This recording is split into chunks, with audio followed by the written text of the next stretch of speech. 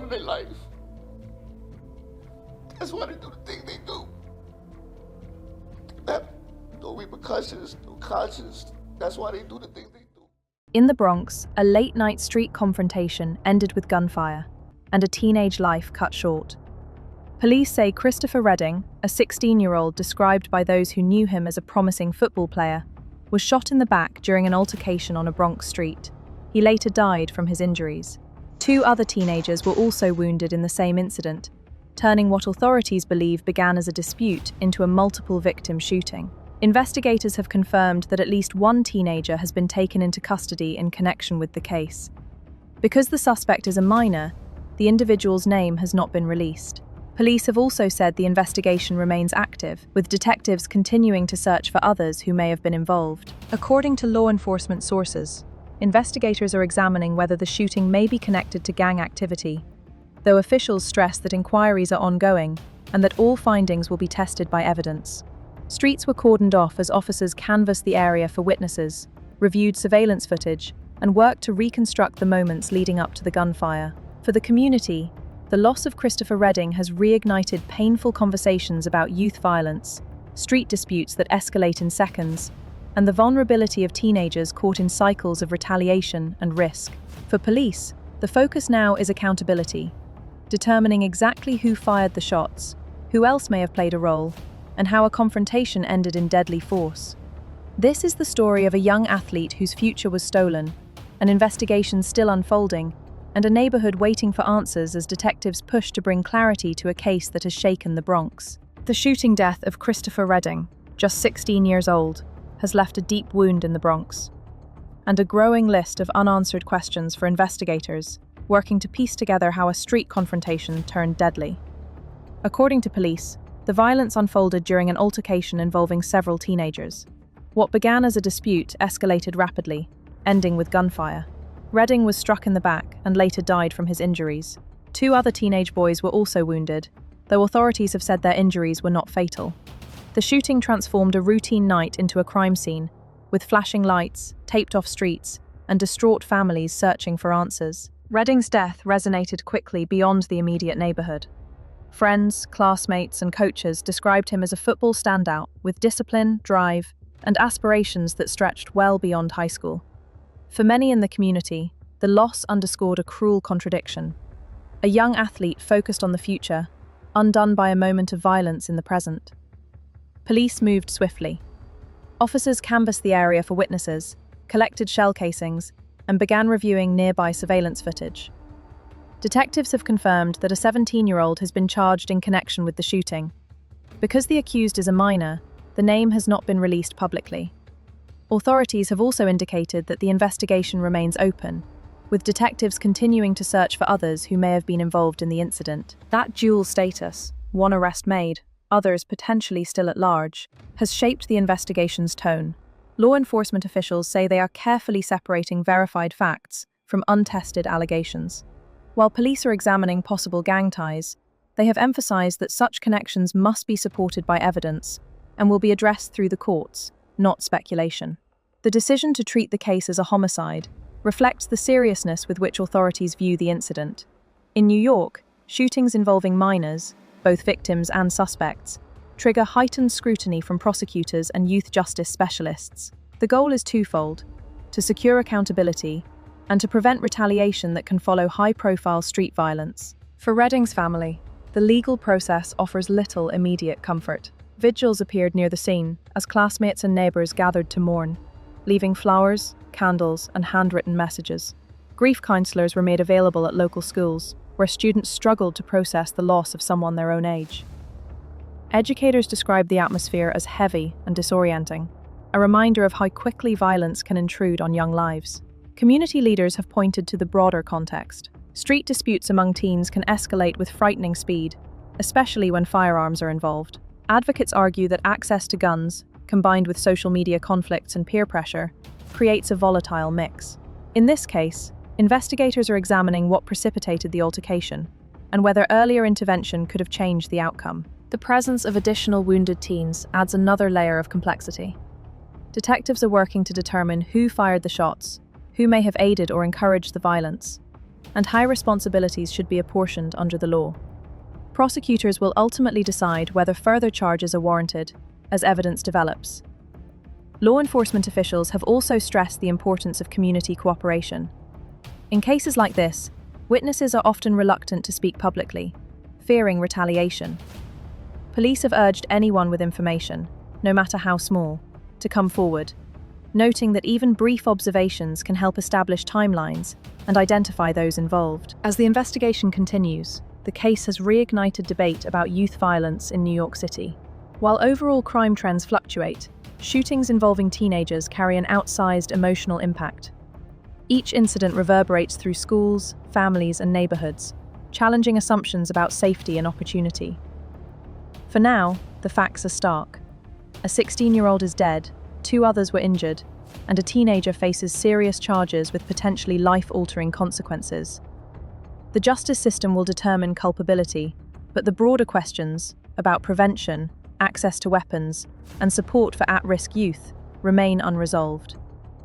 As detectives continue to work the case, the focus has shifted from the immediate aftermath of the shooting to the slower, more complex task of reconstruction, establishing who did what, when, and why during the moments that led to gunfire. Investigators say the incident stemmed from a street altercation involving multiple teenagers.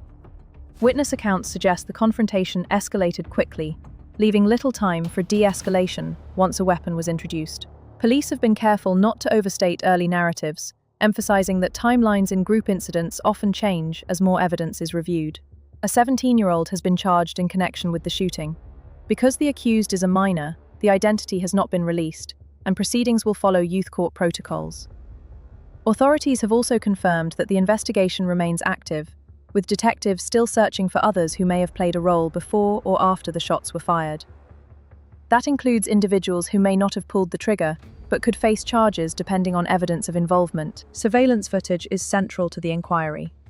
Cameras from nearby buildings, businesses, and street poles are being analysed frame by frame to track movements before the altercation, identify who arrived together, and determine how the group dispersed afterward.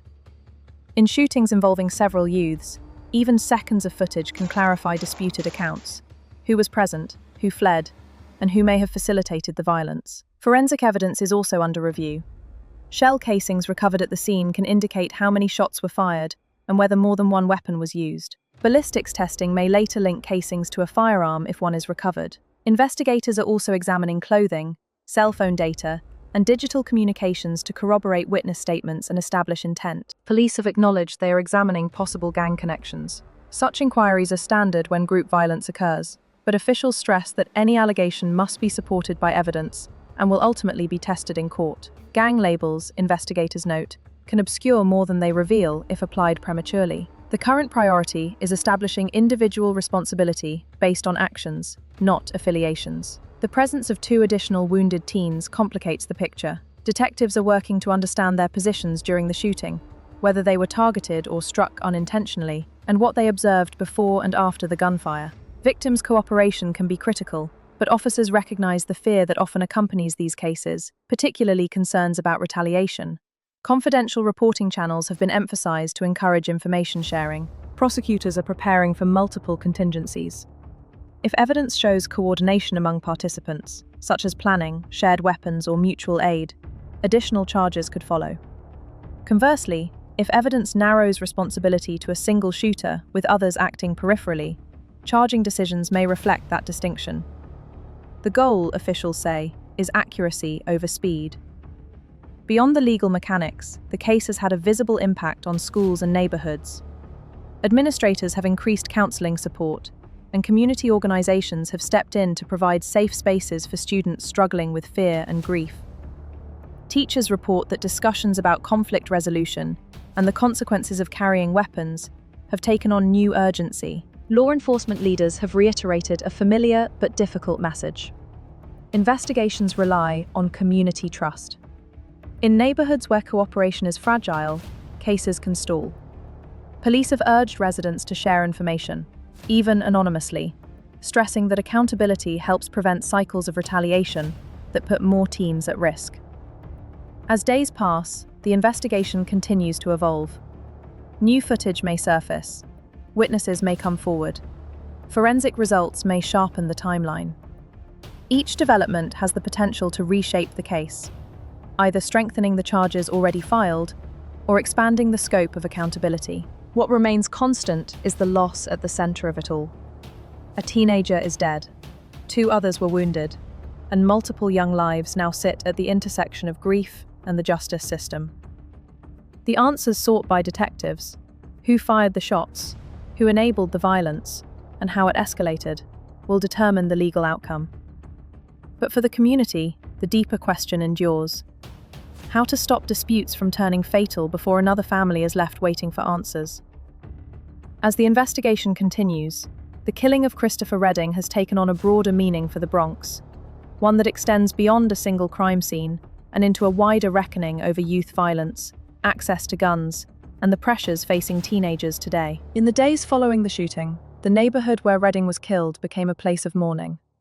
Candles, flowers, and handwritten notes appeared along the sidewalk, many from classmates who struggled to put their grief into words. Teachers and school counselors reported an immediate need for support services, as students tried to process how someone their age could be lost so suddenly, and how others their age could be facing criminal charges. Community leaders have described the case as emblematic of a troubling pattern. Street disputes involving teens, they say, are increasingly shaped by social media conflicts that escalate offline.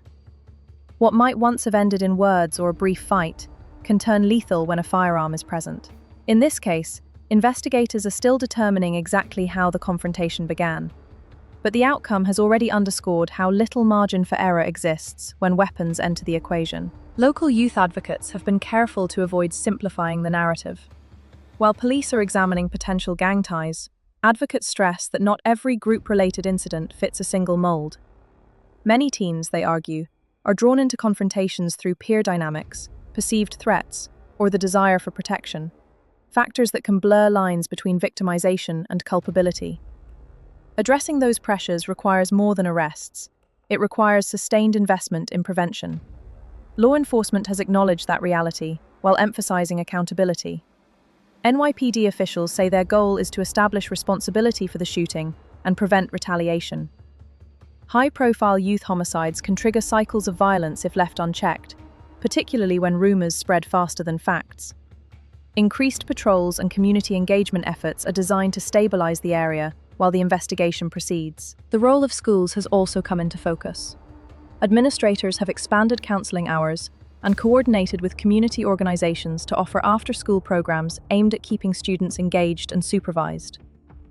Educators say the challenge is twofold: helping students cope with grief while also reinforcing messages about conflict resolution and the consequences of carrying weapons.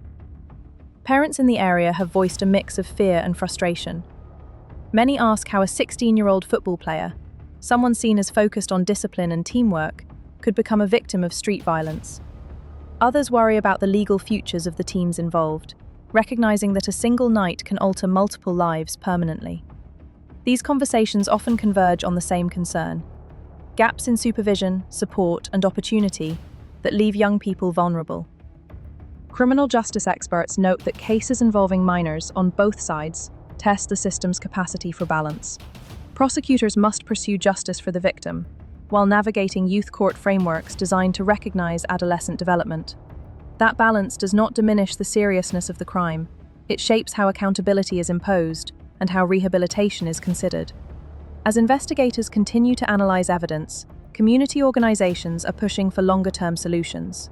Mentorship programs, violence interruption initiatives, and trauma-informed counseling are among the approaches gaining renewed attention. Advocates argue that these strategies work best when they are consistent and well-funded, not deployed only after tragedy strikes. The presence of 2 additional wounded teens adds urgency to those calls. Survivors of gun violence often carry physical and psychological scars that persist long after headlines fade. Support services for them are critical, both for recovery and for breaking cycles of retaliation. Officials have encouraged families to seek assistance, emphasizing confidentiality and care.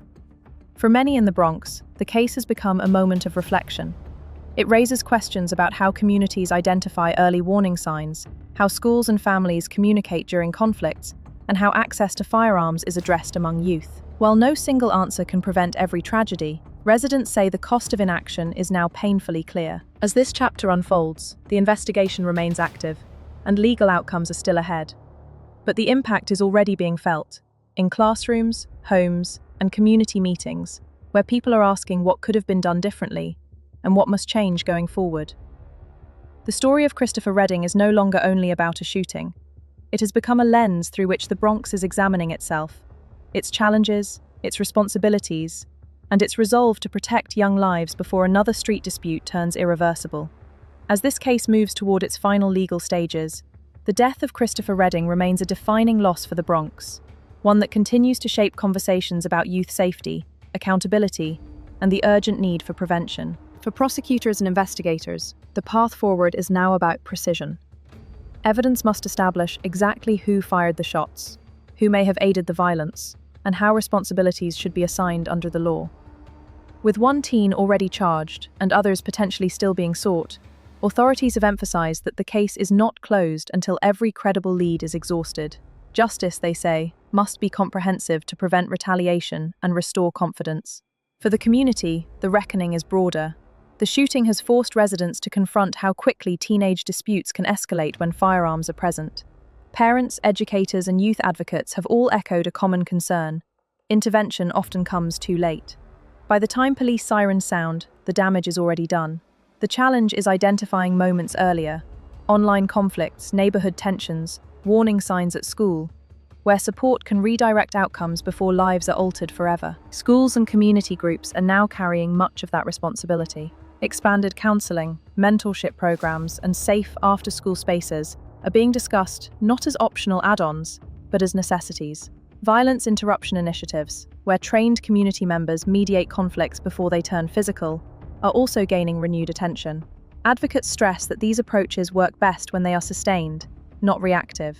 Law enforcement has acknowledged that enforcement alone cannot solve the problem. While accountability is essential, preventing future harm requires trust and cooperation. NYPD officials have urged residents to share information, even anonymously, noting that community input is often the difference between a case that resolves and one that leaves dangerous gaps. At the same time, police have committed to visible patrols and engagement aimed at stabilizing neighborhoods affected by youth violence. For Redding's family, none of these measures can undo the loss. Their grief is permanent, marked by milestones that will never come. Yet families impacted by violence often ask for one thing above all else: that no other parent experiences the same pain.